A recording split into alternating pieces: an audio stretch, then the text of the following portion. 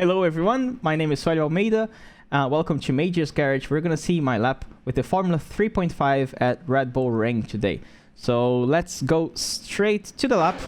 You guys already saw the lap before, the cockpit view, and now I'm going to talk about what I do think about before I get into these corners. So basically for this one, I do think about braking at around 75. But as you can see, like as soon as I start braking, I'm braking a little bit earlier than 75. See, this is my first application around here. But my maximum pressure, you see, it's a lot closer to the 50. So it's kind of an area where I'm starting to brake. So that's why I say 75. My maximum pressure is a little bit after 75. My initial pressure is a little bit before. Of course, if you see at full speed, I'm braking as early as quick as possible on the brakes. I just smash through the brakes. Of course, here I'm not going to 100%. Generally, we can in this car, but I'm not going because I decided to stay completely on this area here where we're not in contact with the tarmac. We are over the curb, so there's a little bit less grip here, and because of that, we are going to just take a little bit of care on the tires. If you brake too hard here, it's gonna lock instantly and you just go straight. So be careful with that. I brake a little bit less, and then I aim for my peak rotation has to be around here before the apex, because as soon as you hit the apex, here we have no grip. The track is falling like that. So basically, the car will get very light, and everything is making you spin here. This curb, the way you hit it, is making the car bounce, and then after the bounce, you still have a crest, which will basically remove all the grip from the car. So you have the perfect ingredients for disaster here, and that's why I'm focusing my rotation early. I'm brake, I want to turn in quite aggressive, and I want to be kind of straighter on the exit, so I don't have to deal. Well, so it helps me dealing with all of that disaster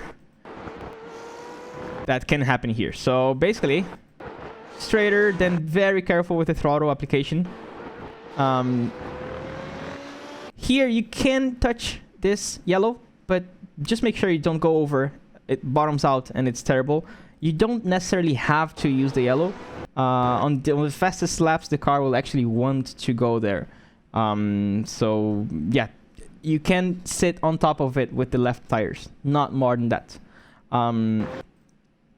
Then we go straight here, next corner. It's kind of a similar thing. You will see I'm not really braking 100%, although I can.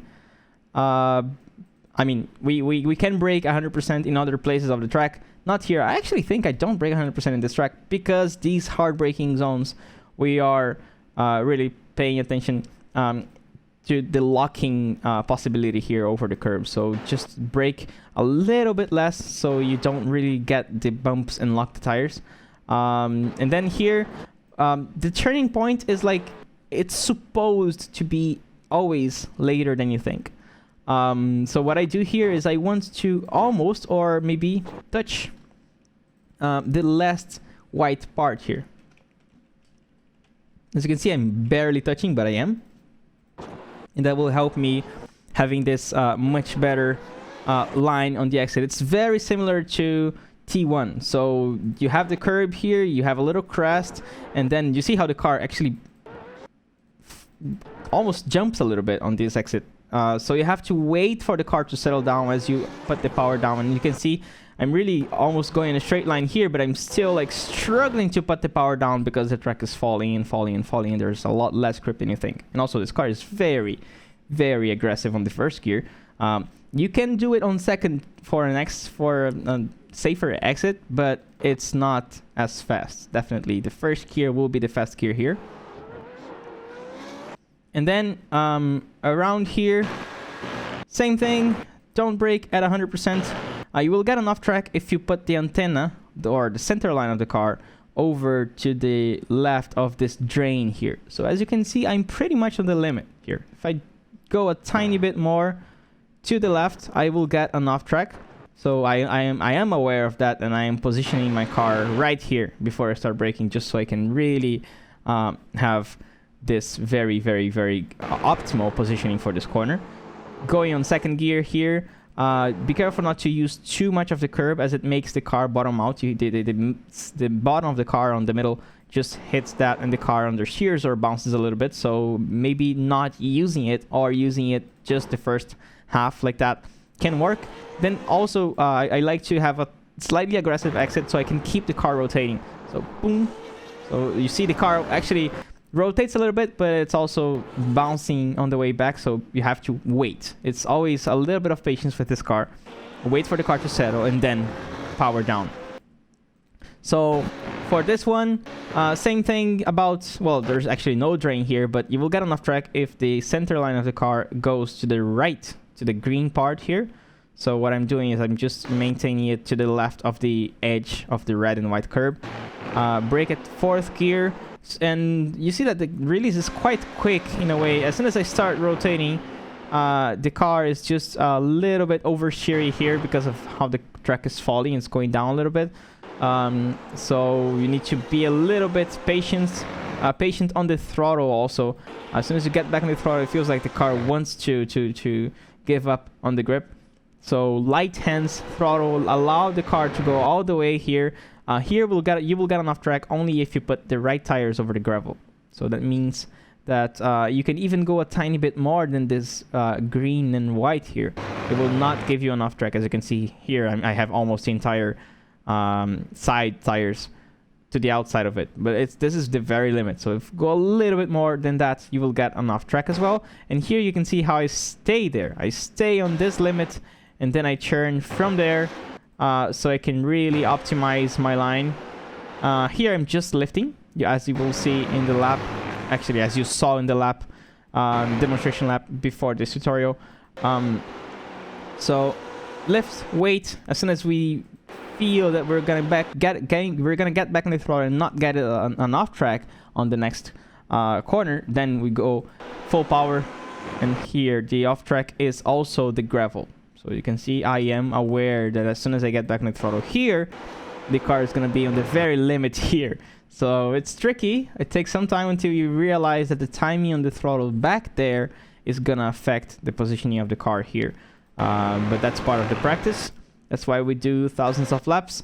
And then here, same thing, just on the limit here. I can probably, as you can see, go a tiny bit more. I don't know, 5 to 10 centimeters to the left.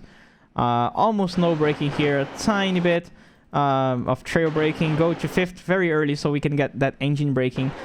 Use a little bit of this curb, and then on the way back, just allow the car to use a little bit of the red here. You can actually use the red. You will get enough track if the center of the car goes over to the red. So as you can see here, I'm close to the limit. I like using this this green curb right here as a reference for turning in. So as soon as the car hits this part, I like turning in, and I also like to try to hit this yellow curb here.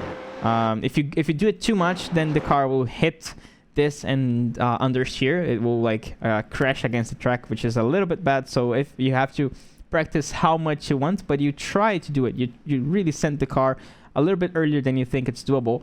The car on this, around here, the car is falling. Around here, the car is really falling. So it starts sliding sideways and you lose a little bit of grip. So that's why it's always better to turn in a tiny bit earlier than you think. Then on the way out, what you want to do is you can put 2 tires on the red. If you do a little bit more than that, this is a very limit for me. The very, very, very limit for me to not get enough track. If you do a little bit more than that, you get enough track. And a tiny bit more, you get a slope down. So be careful. This is the most dangerous exit in terms of slow down and off tracks. So especially because of the way the car does not respond here. And then after we hit this part going down, we understeer heavily. So be careful with that. And that's it.